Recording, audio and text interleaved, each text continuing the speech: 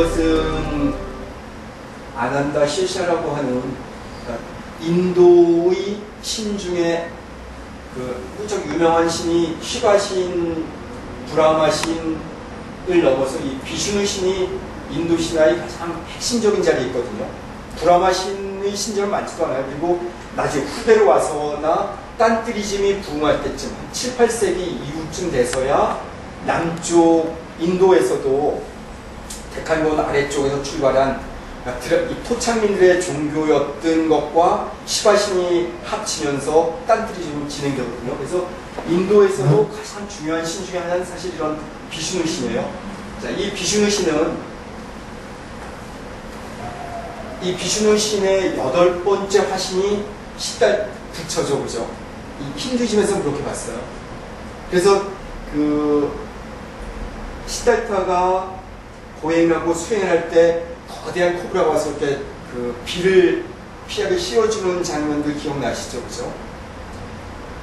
사실 그 이미지도 여기서 촬영돼요. 여기에서도 나가라고 하는 이 뱀신들, 용왕들이 여기서 이렇게 지켜주고 있는 거예요. 무자린다 신화죠, 이거는. 그리고 비슈누 신이 이런 식으로 누워있어요. 그리고 여기서는 그의 명비인 락슈미가 다리를 주물러주면서 우주의 깊은 잠에 돌입할 수 있도록. 이 비슈누가 한 번 눈을 떴다 감는 것이 인간의 평생이에요. 이쪽 신화의 형님은 그렇게 봤어요. 이 비슈누가 잠들 때 우주는 까맣게 명멸해요. 그리고 이 비슈누가 잠자면서 이 배꼽에서, 여긴 그 장면인데 이 배꼽에서 피어오르는 연꽃 한 송이가 있죠. 이게 연꽃이고, 이때 브라마 신이 여기서 탄생하면서 브라마가 세계를 만들었다고 얘기하는 신화예요. 사실 이 신화는 결국 따지고 보면 제가 전에도 자비도형 참법을 얘기한 것처럼 이 신화도 결국 이렇게 얘기한 거는 뭐냐면 비슈누 신이 중심이라는 전설에서 나온 거예요. 그죠? 원래 브라마 신이 있고 브라마 신이 으뜸 신이고 그 다음에 비슈누가 나오는 게 2차적인 개념인데, 이렇게 해석해 준 것은 그러니까 비슈누를 주신으로 모시는 바이슈나바 신앙의 핵심이었다는 거예요. 자, 여기서 또 재밌는 것들은 여기 이제 각각 그 황소를 타고 있는 시바신도 있고 뭐 여러 가지 5 그 신들도 나오고, 요 앞에 있는 내용이 조셉 캠벨이 천의 얼굴이라고 하는 아주 방대 정말 재밌는 책이었는데 그 첫 장면으로 요 도상을 그대로 갖다가 썼어요. 여기에 있는 2, 4, 6명이 나오는데 요건 사실은 마하바라타의 핵심 부분이 바가바드기타인데 바가바드기타의 그 판두의 5형제와 그 부인, 여기는 그냥 이 5 형제의 공통 부인이에요. 그러면서 이것이 아까 얘기한 오은에 대한 얘기 헬스토리로 나왔는데, 자, 이게 5 형제와 1명의 여인, 색, 수, 상, 행, 식, 오은에 대한 설명이 되는 거죠. 그리고 이 5형제들이 크셰트라라고 하는 꾸르 크셰트라에서의 전쟁을 승리했을 때 그 승리한 점이 바로 한 개인에게 있어서 수행의 극점에 도달한, 성불을 한, 또는 인도 철학식으로 얘기한다면 까이발야에 도달한 단독자, 독존의 자리에 도달한 그 상태를 얘기하는 거거든요. 그때에 비로소 이 여성적 이미지의 참된 지혜가 빛나기 시작하는 거예요. 왜냐하면 이 오온에서 찾아지는 전 51분이죠, 그죠?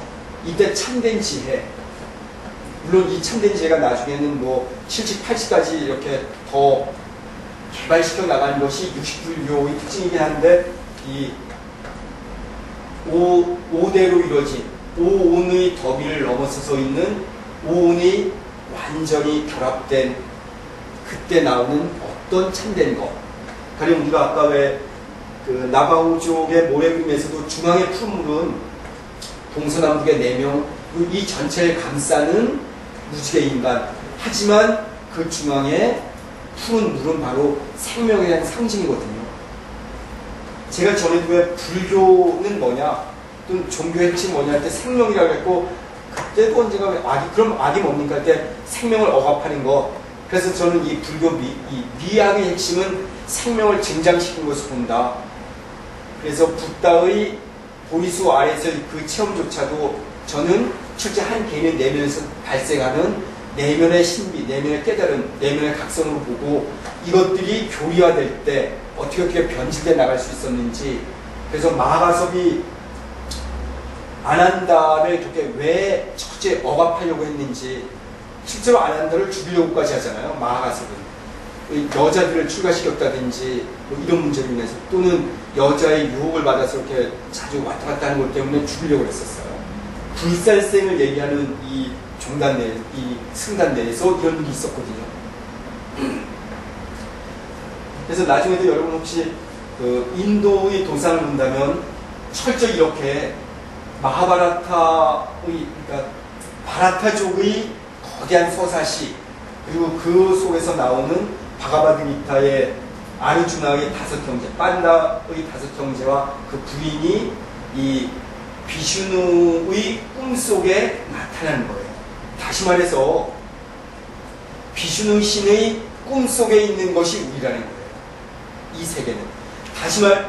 또 달리 얘기한다면 이 존재가 꿈에서 깨어날 때 이 환영은, 이 모래성은, 이 허공에 내리는 허공꽃은 병든 자들에게만 있었던 꿈속에서만 일어났던 일이지, 이 천지는 개명해진다는 거예요. 그래서 베다타 철학에서 나중에 이런 참된 진리에 도달하면 너와 나의 이 개별성, 차별성, 구별성은 다 없어진다. 바로 계시, 열어서 보여주면 그 깨달음의 자리로 들어갈 수 있다는 얘기를 하는 거예요. 계시 오입 또는 파사현정이 가능했다는 얘기를 끝없이 해주죠.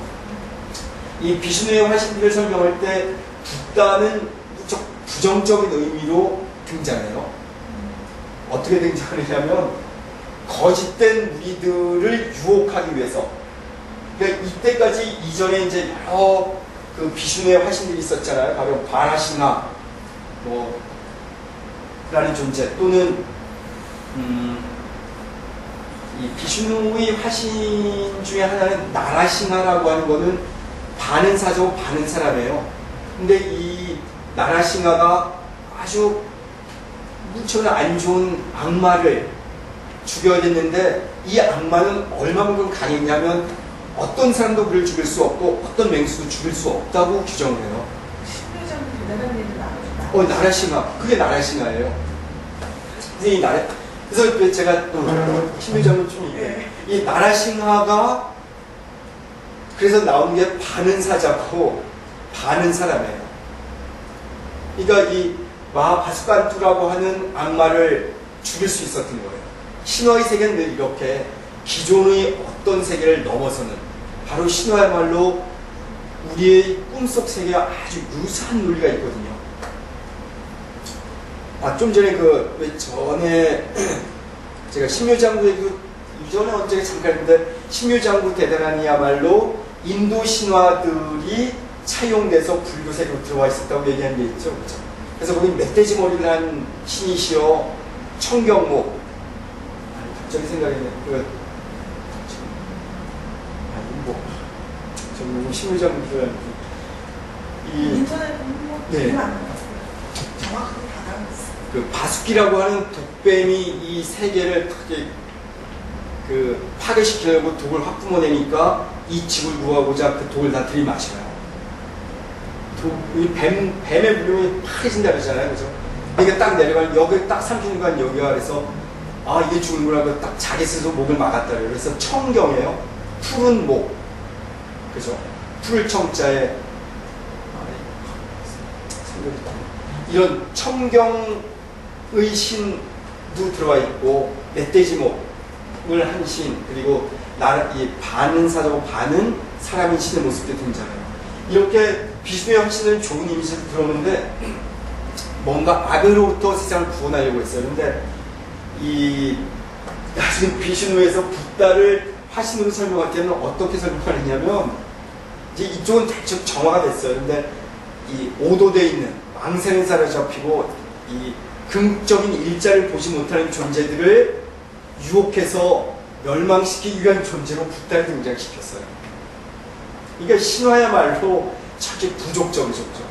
이런 신화들은 대부분 자기네들끼리 가능한 세계예요. 가령 힌두 신전에서 이거 가능하죠. 왜? 자기네들끼리의 선에 대한 얘기니까. 왜냐하면 신앙이 이렇게 승가가 됐을 땐 이미 공동체적인 목표를 지향하게 돼 있거든요. 그래서 아까도 왜 미의 세계와 선의 세계는 절대 달라요. 미의 반대가 선의 세계로도 연결되기도 하고 막 이런 식으로 습합이 될 수 있었다는 거예요. 그래서 나중에 혹시 이런 장면들을 보면 여기 있는 신화들은 어떻게 이루어지는지, 그리고 여기에서 전에도 왜 장미와 연꽃에 대한 얘기를 좀 했던 적이 있었던 것 같은데, 어떤 차원에서 브라움신 계속 연꽃에서 나오고 이런 이미지가 인도 대륙에서는 왜 연꽃이 가능했었을까? 그렇다면 우리 대한민국적인 불교는 과연 무엇일까? 이런 걸 다시 한번 찾아가 볼 필요는 있어요. 어떤 새로운 이렇게 기도하다가, 그리고 몇 사람과 토의를 하다가 느낀 제 개인적인 소회를 좀 밝힐게요. 이건 법성원의 기본적인 방침과도 많이 달라질 수 있을지도 모르겠어요. 전에 저는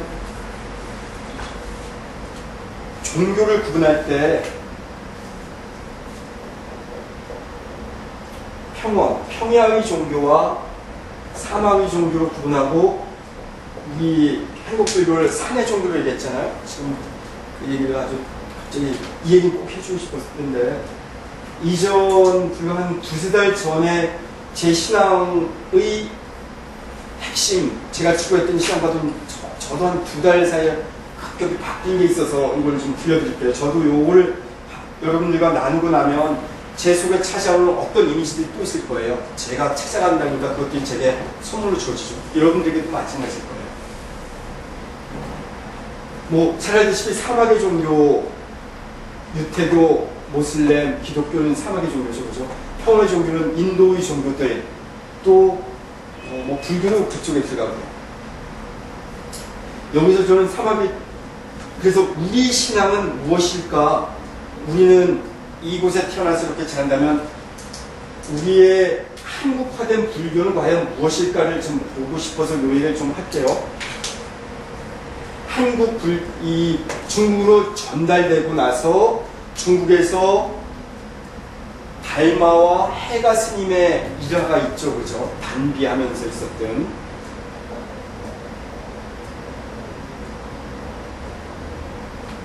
달마가 양무제를 만나서 이러저런 얘기를 해요. 이 달마는 실제로 이전에 중국과 교류 속에서 많은 수행자들도 있었고, 뭐 불교 경전들도 왔겠지만, 달마를 으뜸으로 치는 건 왜 달마가 동쪽으로 온 까닭은 뭐 조사 설의 이런 화두가 여전히 유효하냐면, 달마라고 하는 건 한 역사적 개인이 아니면 이제 상징적 존재인 거예요. 우리가 부처님 얘기할 때도 부처님은 2500년 전에 시다타가 아닌 지금 이 자리에 얘기하는 부처를 얘기하는 것처럼 상징이죠. 이 달마가 양무제를 만나고 무와 비와 불을 얘기하면서, 그죠? 내가 이런 걸 했는데 공덕이 많습니까? 내가 좋은 일 했습니까? 할 때 무다, 한 거 없다, 아니다, 한 거 없다고 이 무비불을 얘기하면서 양무제를 쳐버린다고요. 그 양무제의 아들이 사실 금강경의 32분의 제물단 소명태자예요. 소명태자가 그걸 잘 할 정도. 그만큼 양무제나 소명태자나 가문적으로 무척 불교에 깊이 귀했음에도 불구하고, 달마는 이것이 부처님, 당신이 아무리 절을 짓고 스님들 공양했고 경전을 이렇게 하고 불법을 옹호했다 하더라도 당신 마음속에 있는 그것 하나로 인해서 당신은 아무 공덕도 없고 당신의 것은 다 허망한 거고 근본적인 자리도 있을 수 없다고 얘기하면서 가잖아요. 달마가 갔던 자리가 어디로 가죠? 달마가 명백하는, 이때까지도 달마는 철저히 인도에서 태어나서 인도에서 파종을 했고, 인도에서 교배되고, 인도에서 양육을 했어요. 그죠? 교배지, 뭐, 파종지로 따지면. 인도산이에요. 이 사람이 중국 와서, 비로소 불교가 중국이나 동아시아에서 자리 잡으려면 평야에서 할 수 있는 것이 아니구나 하고 산으로 와요. 면벽, 그런 거. 소림사가 산에 있는 소림사를 찾아가죠. 그리고 한국 불교는 중국에서도 이런 선종의 흐름은 다소 희박해 있어요. 일본에 전래된 것도 일본선도 사실은 이런 소림사와 관련된 선종이라기보다는 거기는 북조선 쪽이죠, 그죠? 조동종에. 근데 이 달마로부터 해가로부터 이어져서 해능으로, 육조 해능으로 이어지는 이 불교는 철저히 산악의 종교로 전환되면서 그 꽃을 피웠어요. 그래서 언젠가 사실 법성원의 이제 기본 종지는 이런 천도제라든지 뭐 산신각 이런 걸 다 무시하는데 저는 어느 순간 한국 불교는 철저히 산신앙, 달마가 왜 실패하고 면벽 구현했을 때 해가라고 하는 자기의 법통을 이어갈 만한 제자를 만들었고 해로부터 해능으로 이어지는 한국 불교의 맥은 여기에서 평야의 산이 산하고 올라가는 이 사건으로 전 어느 순간 이것이야말로 아까 제가 뭐 신석경영이라고 했지만 이것이야말로 산악불교, 산중불교, 산중불교를 위한 혁명적인 처사였다고 저는 본 거예요. 그래서 여기서 비로소 해가도 평에서 도적질하고 그 당시 삼계국 때문에 범난이 일어나고 이럴 때도 자기 팔을 자르면서 세속을 넘어선 장소가 바로 이 동북아 쪽에서는 산이었거든요. 저는 요즘은 한국 불교의 핵심은 우리가 자꾸 초기불교, 원시불교, 국가의 원은 오리지널 사운드가 뭐냐고 고민한다 하더라도 이 어떤 속을 넘어선 개념이 사원으로 바로 나오지 못한다면 사원을 품어안는 산이거든요. 산에서 한국 불교의 원형을 찾아본다면 좀 우리 신앙이 훨씬 더 자유스러워지고 한국화된 불교를 추구하고 제시할 수 있지 않을까 이런 생각이 있어요. 예. 근데 삼국시대나 고려시대에는 산중불교가 아니었다가 억압받으면서 조선시대 때 이렇게 됐잖아요. 그렇지 않고 신라 시대 때도 우리 왜 부산선문 얘기하잖아요. 부산선문이 지방 이 9개의 선종의 문파거든요. 9개 산에 쭉 퍼져요. 이 중앙귀족화된 불교를 넘어서서 이들은 사실 지방 호족 세력들과 결탁해요. 이미 조선시대 때 들어온 것이 아니고 그래서 저는 한국 불교의 핵심을 이런 그 아웃사이더 저항 세력들 새로운 대안을 제시하는 세력으로 보고 싶다는 것도 이런 것이 있어요. 실제로 고려를 창건한 통일신라의 말기 때 왕건 같은 경우도 송악산에다가 소나무 많이 심어라. 개성 있는 산에다가 소나무를 심으면 당신이 왕권을 잡을 수 있어 하면서 가르쳐준 게 다 대부분 부산선문 계보에서 나온 사람들이에요. 가령 저는 이 점에서 한국 불교가 아까 우리 이 나바오족 그림을 본 것처럼 무지개에 이런 걸 본 것처럼 저는 최근에 풍수에 대해서도 좀 이렇게 다시 좀 책을 몇 권 보다가 우리가 얘기하는 흔히 이런 풍수가 아니고 불교 지리학이 있다면 불교 지리학 이런 걸 만든다면 불교 지리학의 핵심은 풍수여야 된다. 바로 우리 오대산 신앙.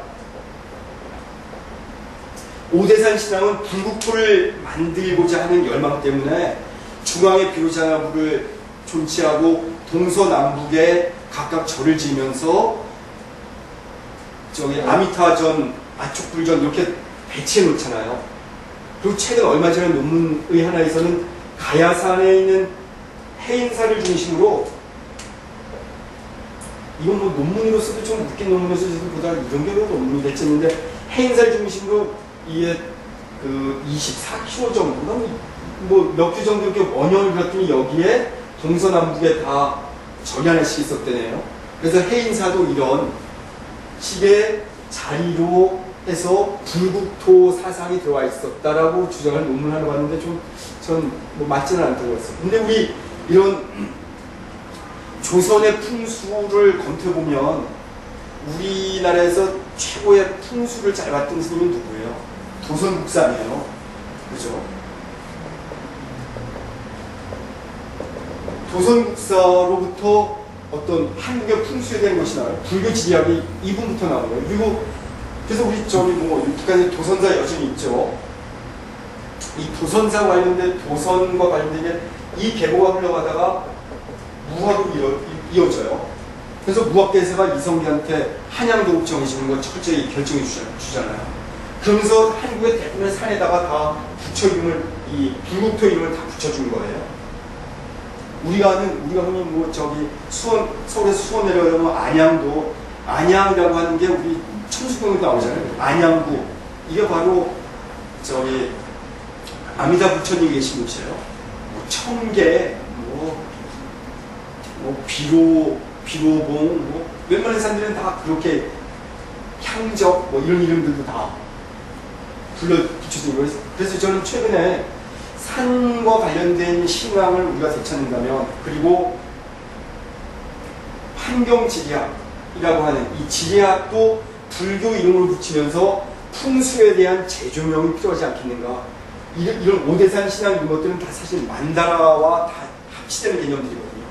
다시 말해서 이런 정도의 눈을 가진 분들은 그냥 우리가 보는 경전을 넘어서서 우리의 삶을 넘어서서 한반도로 가는 국토를 부친의 나라로 바꾸고자 하는 거대한 원력을 세웠던 분들이에요. 그래서 이 도선국사만 해도 비보사찰 얘기하잖아요.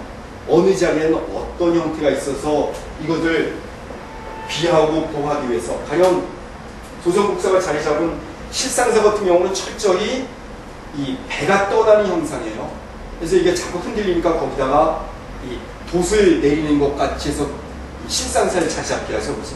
그리고 이게 어디죠? 천왕봉으로부터 이어지는 실상사로 이렇게 쭉 나가면 일본으로부터 오는 기운을 막는 뭐 그런 얘기도 아마 들어보신 적 있을 거예요. 정중앙으로 일본의 그 교도를 향해서 이렇게 배치가 됩니다. 이러면서 그곳으로 오는 기운을 막고자 했다고 얘기를 하더라고요. 그리고 우리 황룡사 구충탑 이런 것들도 몽고군들이 가서 철저히 깨부수는 게, 황룡사 구충탑에 배치된 것들은 이 이방 오랑캐들의 침입을 부처님의 가피력에 의해서 방지하려고 했던 게 있잖아요. 바로 호국불교의 얘기가 바로 이런 불교지리학에 철저히 개입돼 있어요. 이것들에 대해서 저는 너무 그렇게 폄하할 필요가 있는 것이 아니고 산중불교의 핵심을 여기서 찾아본다면 좋겠다는 생각을 해요. 그리고 이 고려 때 억압받아서 간 건 아니고, 실제로 고려 때의 그 왕건은 자기가 그 송악산에 소나무를 심으면서 왕으로 등극하고 8관에 같은 거대한 풍선을 많이 일으켰죠. 그리고 자기 왕자들, 의철 같은 그 뭐 9살짜리를 스님으로 만드는 거예요. 그래서 15세 이미 한국 불교 전체를 총 지도하는, 그래서 대각이라고 하는 국사로 만들어 버릴 정도의 힘이 있었음에도 불구하고 우리는 의철에다가 귀의하는 게 아니고, 이 당시 의천 스님하고 거의 비슷한 좀 후대 사람이지만 보조 진울, 그죠? 진울 스님만도 어땠어요? 철저히 중앙하게 했진 않아요. 지금의 송광사에 자리 가서 정의결사하죠. 또 보조 진울 스님보다 더 하는 요새 스님의 백년결사, 다 같은 시대 때 스님들이거든요. 이 스님들은 더 철저히 산중불교로 들어갔어요. 그래서 저는 과연 여기서 사는 그럼 이렇게 뭐 무슨 산이 있는 것이 아니고, 우리 아까 성, 거룩함에 대한 얘기를 했는데, 속을 떠나는 어떤 형상화된 곳, 바로 어떤 높은 곳에 대한 도달이잖아요. 그죠? 그래서 아까 왜 시리아 눈의 여신도 뒤통수가 이 정신을 훌쩍 높이 올라가죠. 그죠? 그러면서 9개 층으로 이루어져 있어요. 이런 것들을 보면 한국 불교의 핵심도 이런 산신앙에서 찾아본다면 훨씬 자기만의 힘을 더 발휘할 수 있는 근거가 나오지 않을까. 대신 좀 무척 위험한 좀 애매한 문제는 많이 나올 수 있어요. 만약 어떤 스님하고도 얘기하다가 불교 지리학, 풍수, 그리고 한의학에서도 최근에 사암침법을 얘기하죠. 이 팔꿈치와 무릎 관절 아래로만 침 놓는 걸 사암침법이라는데, 사암침법이라고 사암 말 그대로 그냥 그 암자에 살았던 어떤 도인이 전수해준 침법이에요. 근데 이런 침법들이 발굴되고 있는데 이런 것들은 사실은 철저히 불교 지리학의 개념으로 어떻게 내려와서 비교를 하라고 얘기해주는 개념이거든요. 아, 사암침법은 처음 들어보세요? 아니, 죄송해요. 그래서 이런 것들에 대해서 우리가 조금 개념을 가지고 본다면 불교, 우리가 아는 이런 불교의 세계가 훨씬 더 풍성해질 수 있을 거예요. 그게 예. 어떤 의미를 갖는 거예요? 사암침법? 아니요. 불교. 그 산중불교를 돌아가고 이런 거에 대한 의미가 뭐예요? 한국화된 불교의 정점을 그걸로 찾아보면 새로운 흐름이 있을 거라고 얘기해 보는 거예요. 한 2달 전부터 갑자기 이런 고민을 시작하게 됐어요. 그래서 저는 요즘 사람들 만나면 그전에 이제 산신각, 그래서 여기 법석은 좀 대부분의 또 초기 불교를 공부했다는 분들을 이제 그걸 배격하려고 하는데 저는 오히려 산신각이라든지 뭐 칠성각 있는 것을 더 옹호해야 되는 것이 한국화된 불교를 찾아가는 지름길이 아닌가. 이것이야말로 달마가 해가와 만나는 이 장면이 바로 속임사를 품어하는 산이었다면 바로 달마의 회심이죠. 달마가 왜 이 양무제라고 하는 황제까지 만났으면서도 불교가 홍법이 펼치지 못했다면, 전법이 되지 못했다면, 그러면서 면법을 하러 거의 10년 가까운 세월을 가 있었다면, 그리고 거기서 비로소 올바른 제자를 하나 만난 것, 그리고 팔을 잘라내면서까지 구도하겠다는 열정, 이런 감동의 스토리 속에는 산중 불교가 가지고 있는 어떤 의미가 있지 않은가 하는 생각을 했다는 거예요. 그리고 산은 아까도 우리 그린발트 실험통에서도 찾아보니까 미래는 훨씬 더 방향이 발전적인 자료가 있잖아요. 그리고 제가 얘기한 산중은 어떤 물리적 공간이 산이라기보다는 어떤 우리가 미래지향적인 지향점, 방향성을 잡아볼 때 그런 그 높은 곳, 더 나가 있는 곳, 발전되어 있는 의미를 산중으로 찾아보자는 것들을 지금 오버랩한 거예요.